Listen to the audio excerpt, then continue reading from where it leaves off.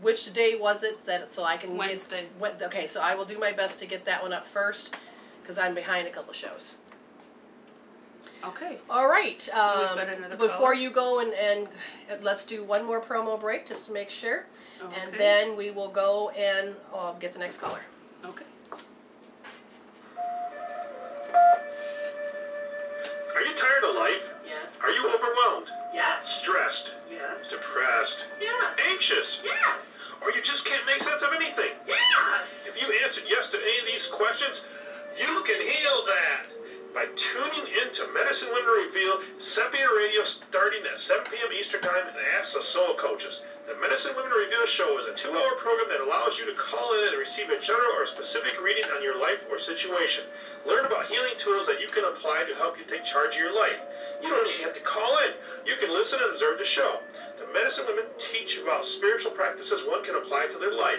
Brenda teaches about how to become a spiritual human and the quantum law of attraction. Jen talks about Emanuel Swedenborg's teachings and how angels help her sculpt her daily life. The main question soul coaches ask is, why was this projected into your life? You'll be amazed of the answers they find, and they channel information from your soul, angels, universe, guides, and lively spirits from the other side. See you Mondays at 7 p.m. Eastern Time on Sepia Radio for Medicine Women Reveal. Hey, that was really good. That's my husband, the apprentice, Scott Bates. And the woman was me. It's kind of interesting making your own commercials. Okay, so do me a favor and let's go to the next person. Area code 904, you're on the air. Hi, I just want you to give me a general reading. Yes, Okay. no problem. A general reading. I see pictures of little kids running around, and I don't know if that's true or it's your worst fear. Well, you know what I mean. Do you have kids? I have one. You have one, okay. And it's just interesting because I keep feeling like that energy just keeps running around your legs, and it could trip you up at any minute because you're trying to walk. But that's a really high frequency kids carry, and I'm not sure why it's important that they tell me this. They keep having the picture in my head over and over and over. That's interesting. Wandering Circus is what pops up. That's funny. Okay, so the card... And you're the ring. Yes, I just pulled out this card. So it says, independence is key now as you step into your journey today. Okay. Others may not have the vision or resources that you need. Recognize that all the wisdom you've acquired along the way makes you particularly competent, capable of moving forward with assurance. Self-reliance is important. Another aspect to consider is creating and maintaining clear boundaries between you and another. Be discerning about your partnership at this time. When you know who you are and have a healthy sense of where you end and the other begins, you'll be able to enter into the best kind of relationship, and you will attract people who mirror back at your wholeness. Interdependent relationships are always mutually supportive, stimulating, and transformative. You can achieve anything at this time. So, how does that one card represent in your life right now? I'm not really, I've been independent for years now, so that part is naturally who I am. Okay, now I have this pressure on my head, and they're saying there's a spirit here. Have you lost somebody in death? Yes, I went through, not recently, not in death Okay. recently, no. Okay, let me just ask this person, are you dead? Well, this person is, yeah, so they're lively spirit. I love when they say clarify dead.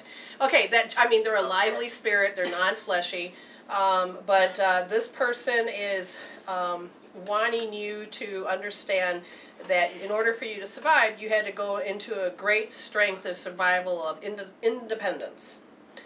And they're saying that's good, but it also has a downside because there's a part of you that's not going to let anybody knock you off your feet and dishonor yourself.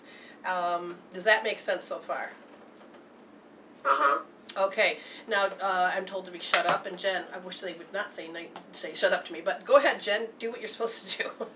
Okay, so the Swan Queen comes in and asks that you look at your reflection in the events of your life.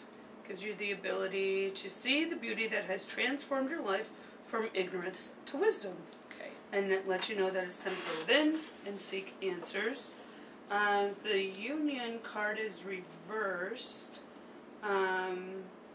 Again, just read this, but maybe entering into a situation that may cause more aggravation and drama than you can handle.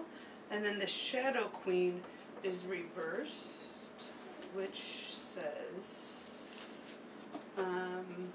address your innermost, they say character flaws. We don't see them as flaws. No. We see them as, they're just parts of ourselves that need to be upgraded. And bring your wounded self and hidden agendas into the light. So it's, the Swan Queen is there for you to go within, seek the answers, are you entering into situations that may cause aggravation, or are the people around you bringing up those things for you to take a look at and heal? Okay, so what I see is a lot of confusion, but let's boil it right down to the main reasons why. Have you ever been mortified,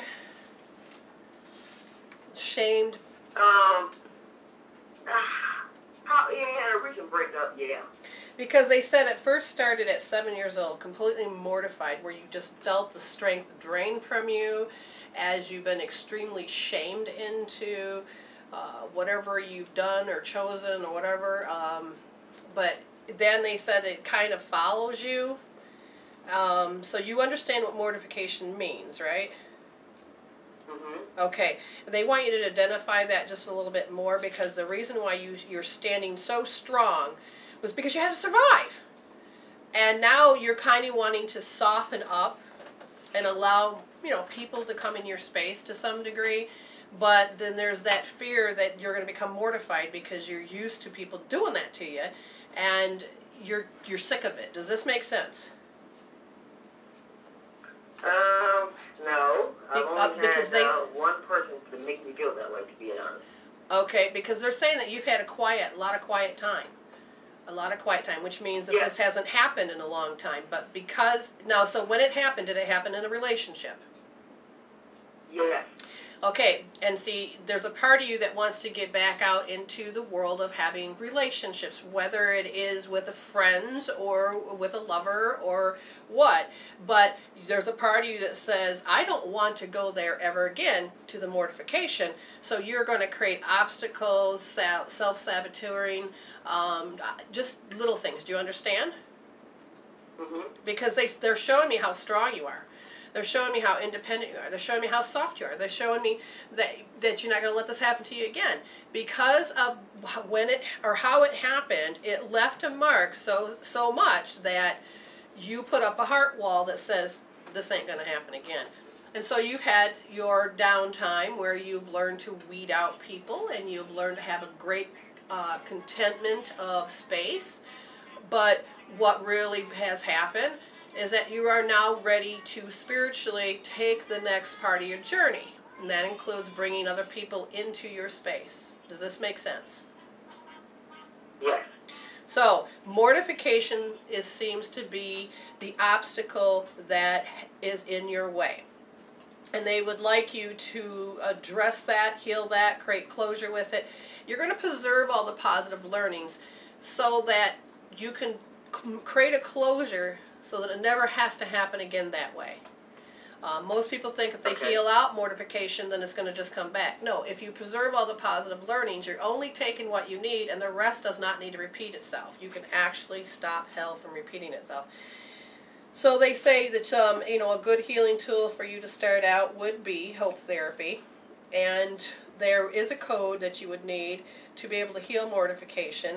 And that is R2S. R is the right position, or the right wrist, and the second position on your wrist, and soft.